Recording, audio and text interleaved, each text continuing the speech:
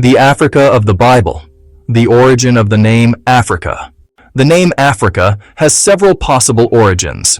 One theory is that the Romans named it Africa Terra, land of the Afri, for the people of modern-day Tunisia and Algeria.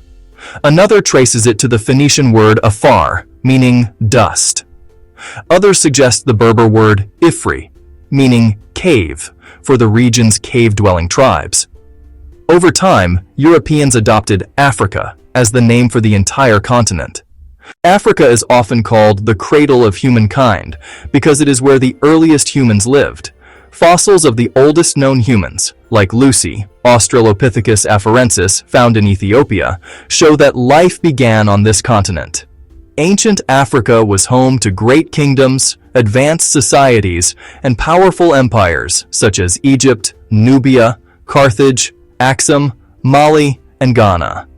These civilizations had rich cultures, written languages, organized governments, trade systems, and brilliant architecture long before many other parts of the world developed similar structures. Africa is mentioned many times in the Bible, often as a place of refuge, strength, and wisdom. Egypt, one of Africa's greatest civilizations, was a central location in many biblical stories. For example, Abraham, Joseph, Moses, and even Jesus all had significant experiences in Egypt. When King Herod sought to kill baby Jesus, Joseph and Mary fled to Egypt, where they found safety. Matthew 2:13-15. This shows that Africa was not only a land of ancient civilization, but also a divinely chosen place of protection in God's plan. Many biblical figures were connected to Africa. Ham, Noah's son, is considered the ancestor of African peoples. Genesis 10. The Queen of Sheba, who visited King Solomon, or 1 Kings 10, ruled a kingdom in Ethiopia or Yemen. Simon of Cyrene, from modern-day Libya, helped Jesus carry the cross. Mark 15:21. The Bible also mentions Ethiopia or Cush, symbolizing strength and honor. Psalm 68:31. Ancient Africans were pioneers in science, medicine, mathematics, and architecture. The Egyptians developed one of the world's first writing systems, hieroglyphics, and built pyramids that still amaze engineers today. Nubians mastered ironwork and ruled Egypt during the 25th dynasty, known as the Kushite pharaohs.